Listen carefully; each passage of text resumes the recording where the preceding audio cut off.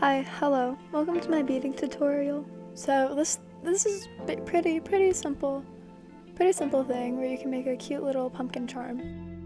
All you need is some beading needles. I like to get the big-eyed ones because they're easier to thread. Some embroidery thread in any color, and some beads. I have these seeding beads that I got from Hobby Lobby for a few bucks, along with some black beads that I already had. You also need a jump ring of any size, and if you're gonna make it into earrings, I have 2 little fishhook earrings. Now, it's time to start making your charm. You start off by cutting a decent sized piece of string. You can eyeball it, but I would say 20 inches is about a safe measurement. Thread it through the jump ring, making sure the 2 ends are even. This is very important. So now you gotta tape down the ring and thread your needles. If you got the big-eyed needles, it's really simple. All you have to do is peel it open with your nails a little bit, stick in the thread, and then pull it tight. To make the stem of the pumpkin, you first need to put 3 green beads on the needles like so.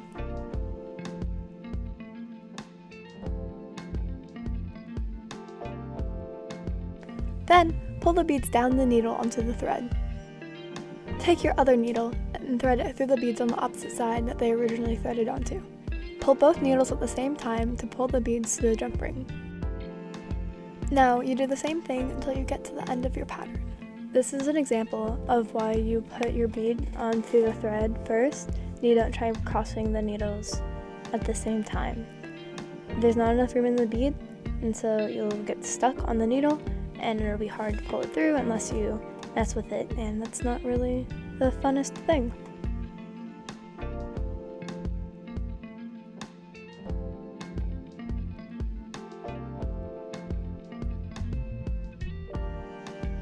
If you're wondering about that image in the bottom right hand corner, that is the pattern that I created for this charm.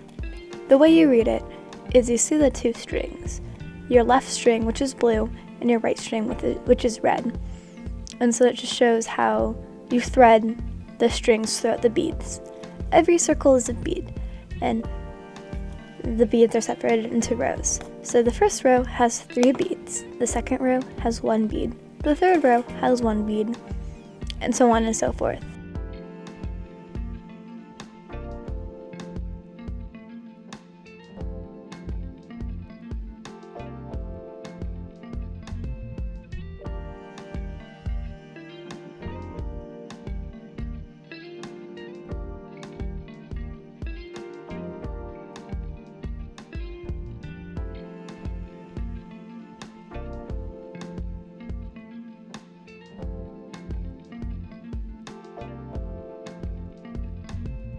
I find it very satisfying to watch the pumpkin form as I'm making it.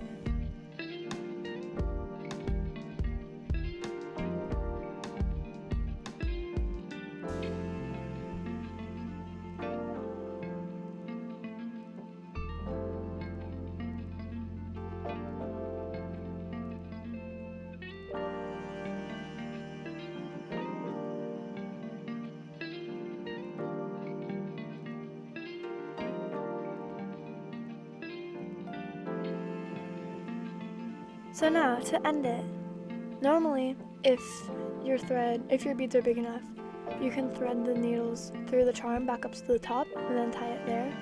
However, my beads were too tiny, so what I did was I tied both of my working threads. I tied both of my working threads in the double or triple knots, but it's up to you, at the ends of the bottom of the pumpkin, and then trimmed off as much extra string as I could. To finish off the entire project and then make them into earrings, you can open the jump ring with your hands and put on the earring hook, close it, and now you have your very own pumpkin earrings.